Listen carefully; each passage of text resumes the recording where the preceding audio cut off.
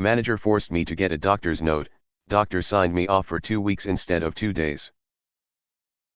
I posted this but it got removed and I think it was maybe because I didn't make the malicious compliance clear enough, so I'm going to try again and make it extra clear.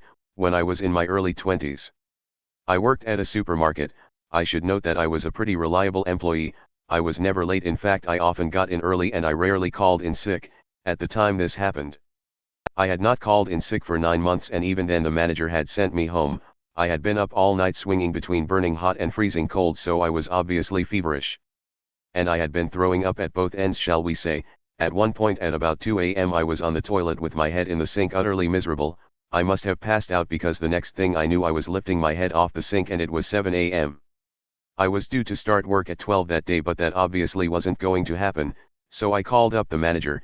Let's call the manager Steve. Steve was known for being a real a-hole. He never believed anyone who called in sick except his best buds, usually other managers, never lowly staff, but often called in sick himself. A lot of the time we knew it was because he was hungover and not actually sick. The conversation went as follows: me, hey Steve, sorry I can't come in, I'm sick. Steve, with what? Me, I don't know, I think it might be the flu, I've been up all night being sick. And I have a fever. Steve, don't be stupid, if you had the flu you'd be completely knocked out. I need you in, come in, or you're fired. Me, I can't, I just told you I can't stop vomiting. I passed out. Steve, growling angrily, either come in or bring a doctor's note or you're fired. In the UK you are legally allowed to self-certify for 5 days.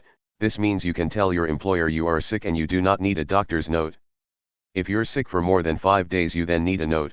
It is also illegal to demand a doctor's note during the self-certify period. I knew this but I was terrified. This was during the recession. I couldn't afford to lose my job, so I got myself dressed, almost passed out trying to do so, then trudged to the doctor's, some 25 minutes walk away. I end up sitting in the doctor's office for a little over an hour, which for walk-in was pretty good. I get in to see the doctor and she is furious at me for coming in. You're not supposed to come to the doctor's when you have a cold or flu. And of course I knew I should be able to self-certify. She told me as such, saying I shouldn't be here and should have stayed at home. I then explained what had happened with Steve and how he had threatened to fire me over this, and I couldn't afford to lose my job. I was struggling as it was. My doctor turned her anger towards my manager. She asked if I got sick pay from the company and I said yes. He wants a sick note, does he? The doctor says, okay, I'll give him a sick note. Now my manager just wanted a note confirming I was sick, but instead my doctor wrote something along the lines of this: /my name / has come to the surgery because / manager name / has insisted she come in. In spite of the fact that this is illegal and all employees are allowed to self-certify, due to being forced to make this unnecessary and highly dangerous trip when the patient is ill, has a fever of 39 degrees Celsius, and almost passed out in the waiting room, I am signing /my name / off for 2 full weeks to recover. Had /my name / been allowed to self-certify as is the law, they might only have needed a few days. But due to straining themselves they now require 2 full weeks. They are not to be permitted to work until /date 2 weeks later. The doctor said she would have signed me off longer, but this was the longest she could do without requiring further evidence. So basically, instead of just being off for a few days, I was now signed off for a full 2 weeks and I'd be paid for it. I went to my place of work, at which point one of the duty managers saw me and asked me what the heck I was doing here. Go home. I was obviously very unwell. I explained what happened. They agreed to help me downstairs to Steve's office and went with me inside. I handed Steve the note. He looked worried and tried to say I wasn't being serious about firing you. Well gee, when you angrily growled it down the phone it sure sounded like it. The duty manager then declared that they were going to drive me home. It was clear Steve wanted to argue but had the sense to know he shouldn't. The duty manager then drove me home, made sure I was okay, then went back to work, where they informed our union rep of what had happened. Steve had a disciplinary hearing where he was given a severe reprimand and a warning. Steve tried to argue he never said I'd be fired and I was lying and just decided to go to the doctors, but the duty manager said they heard him admit to it when he said to me that he really didn't mean it. I felt better after a few days and enjoyed my 2 weeks off fully paid and enjoyed the nice weather we had. Meanwhile Steve was forced to work overtime because we were short-staffed, so thanks to the doctor, instead of being off for a few days, I ended up getting a nice 2-week paid vacation, and Steve was given a final warning, all because he insisted I get a doctor's note. TLDR, manager demands I get a doctor's note or I'm fired. So the doctor signs me off sick for 2 weeks instead of 2 days to teach him a lesson. Edit, To clarify the whole "you're not supposed to come in when you are ill," I should have been more specific. The rule is you're not supposed to come in when you have a cold or flu.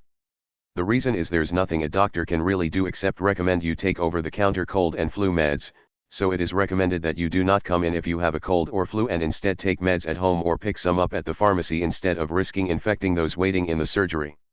Even then, it's not a hardcore rule, more a common courtesy asked of people. If you really want to, you absolutely can. He wants a sick note, does he? The doctor says, "Okay, I'll give him a sick note." Menace drips from every syllable. I know it's not the point of the story, but respect to the duty manager for backing the employee's claim that Steve threatened to fire him. Often managers stick together. It's rare a manager will openly go against another during a disciplinary. Man, Steve is a dick. I don't know if it's the same in UK, but any employee that works around food self-reporting diarrhea or vomiting is not supposed to work. In Canada, some doctors started billing the companies directly who demanded doctors' notes for routine illness. I have a similar tale on a different tangent. In my country, guys are conscripted into military/police/ etc.